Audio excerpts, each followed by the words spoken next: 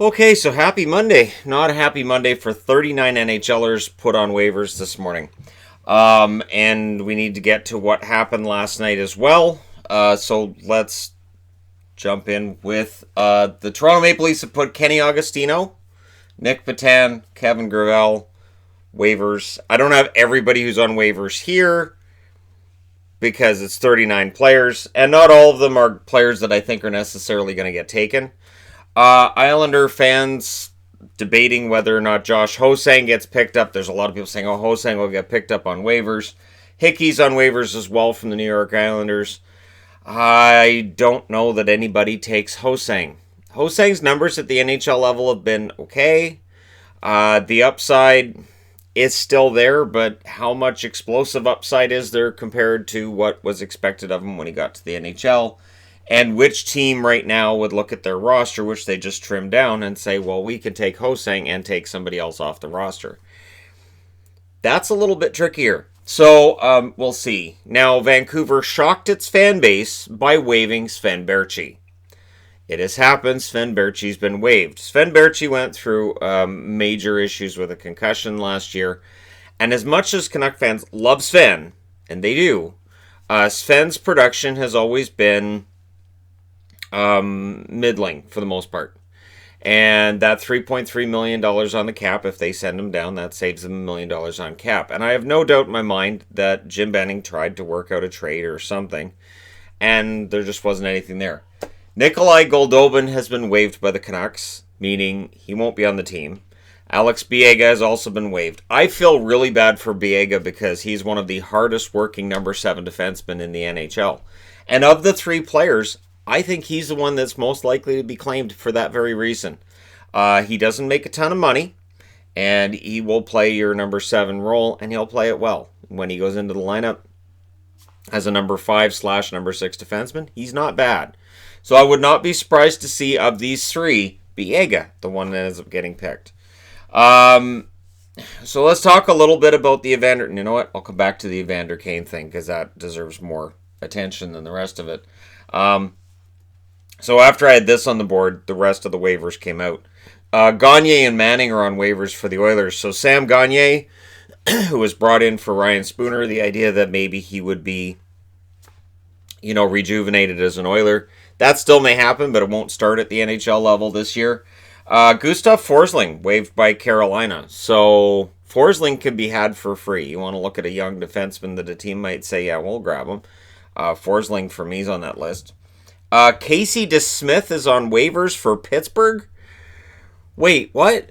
So DeSmith is going to go, just a couple days ago, we're hearing Jim Rutherford says the goaltending market is heating up, by which I guess he meant it was dead. I don't know. Nobody would give up anything for Casey DeSmith, I guess. We'll see if he clears. I'm thinking no. Hey, Toronto. That's a really good backup right there. I'm not trying to throw any shade at Michael Hutchinson, but DeSmith to me would be an upgrade over Hutchinson. Just throwing that out there. Anyways, Christian Juice has been waived by the Washington Capitals, which makes me as sad as the fact Boo Nieves was waived by the New York Rangers. 2 of the most fun names to say in the National Hockey League, and both of them on waivers. I don't think either of them get claimed, but it just means I don't get to say Christian Juice or Boo Nieves to start the season, which is a sadness for me. Anaheim has waived Daniel Sprong. There you go. So for Penguin fans that said, he's never going to amount to anything, vindication is here. And Sam Carrick has been waived as well. On the Tampa Bay Lightning side of things, Luke Shen got waived. And this is kind of why I was surprised Luke Shen went to Tampa. Not because, Tampa's a better team than Vancouver, but because Luke Shen didn't crack the roster with Tampa. Tampa has a pretty good defense as it is. So signing with a team that you're going to end up playing with their American Hockey League affiliate seems kind of odd. But again, best of luck to Luke Shen. And I guess we'll have to wait until somebody gets hurt. I think my allergies are acting up. Just throwing that out there. Green Day has announced a partnership with the NHL. I haven't heard the anthem that they wrote for the NHL yet. It's being compared to, Sunday night and Monday night football and how you have your own theme for football. And I don't know. I don't know how I feel about that. But anyways, Green Day's partner with the NHL. So, yeah, there you go. I've always looked at this kind of a partnership that's between a band that's. I mean, I like Green Day. Don't get me wrong. Green Day's touring next summer. Odds are I may very well go and listen to them, but it's not like they're a brand new band. And it's sort of like when I'm watching football and I see Carrie Underwood or I see Hank Williams Jr. Um, Part of me says, well, this is some of the older stuff. So now Anyway, we'll see how this plays out, but I think the NHL is getting ready for that big new deal in the States. We're gonna make hockey cool again, and this is how they plan to do it. Anyways, now we'll get to the Evander Kane thing. So, reading opinions that are not of Sharks fans or Golden Knights fans, because both fan bases are very at each other's throats, right? Prevailing opinion is simple. Do you get a 10-game suspension for pushing an official? Yes. Does Evander Kane likely face a 10-game suspension? Also, yes. Was he tackled to the ice when he wasn't actually in a scrum with anybody? That's also a yes. And do most people say, hey, if a referee tackled me like that, I'd get up and push him too? That also seems to be a yes. In what I've been reading, and again, I'm not going by Sharks fans or Golden Knights fans, because again, that's something that you've got to watch out for. The one thing I will say is this. I thought Evander Kane had crossed the line earlier in the game, and I thought they could have given him a game misconduct just as a way of kind of cooling him down before this incident took place. You hear Evander Kane tell the story. He was basically just skating around, minding his own business, and then somebody tackled him. That's not 100% accurate either, but this is the world that we live in now, where it's preseason, and because it's Sharks and Golden Knights, something happens.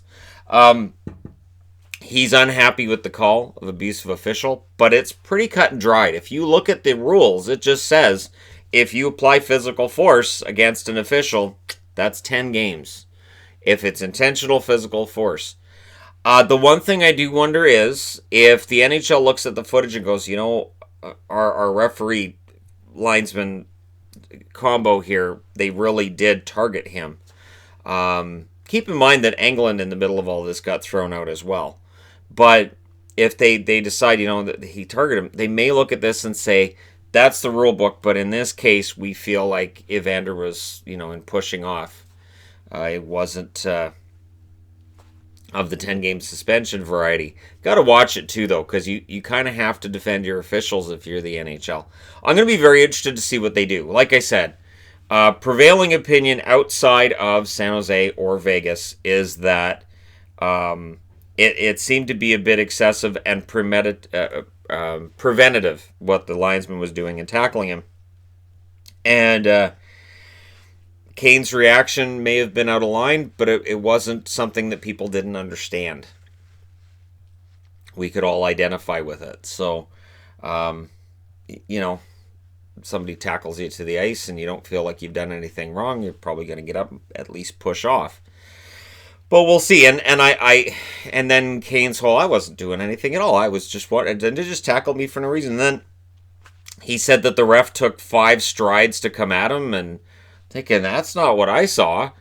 You tell it his way. Basically, he's out in the woods and he's got a red balloon and he's walking along and he's having a great day, and then out of nowhere he just gets blindsided. Who was the football player that was in those commercials where he'd tackle people in the office? I'm trying to remember now. They were great commercials, and that's what I'm reminded of in the way that Evander Kane told the story. So again, we're going to get into this, and there's not supposed to be a decision today. The decision likely will be tomorrow. I haven't heard anything about any other action by Department of Player Safety regarding other things that took place last night and yesterday afternoon. I would imagine Department of Player Safety has a reaction of, seriously, we haven't even started playing games that matter yet. Why are we here? But we are here. And it's not the first time that we've seen something occur in the preseason that may very well affect whether or not players are going to play during the regular season. That happened last year as well with Max Domi. And of course, we don't all agree on that? All right. We'll we'll see what happens with Evander Kane. So here's my question for people. And again, if you're a Sharks fan or a Golden Knights fan, I know exactly where you guys stand on this. But for those of us in the other 29 fan bases, you know, where do you sit on this one? Does Kane have a point that he's getting tackled and he's getting targeted? Or does the referee or linesman in this case have a point that, hey, this guy's been the guy we're dealing with all night. We better get him out of here. It'll be interesting to see what the NHL does and how many games that might add up to. Again, my suggestion last night was, because of how this happened, I would say 2 games, just so that he doesn't play against Vegas in the next 2 games, and then it all kind of blows over. I understand the 10-game automatic suspension. If the NHL does that, okay. But in this situation, you may be able to argue there were extenuating circumstances. We'll see what they do. Let me know your thoughts. Hit like and subscribe if you're browsing your way through. You just happened upon this video. It's a fascinating time of year, isn't it? Which one of these guys on the board gets claimed? I don't think Barchi gets claimed. I think because of his concussion history. And again, if you actually look at the stats, his numbers, they're not fantastic. And I guess this means Gaudette made it. I know everybody wanted Louis Eriksson on here. Eriksson didn't get waived. Thank you guys so much for watching, for all your support. I'll talk to you again soon.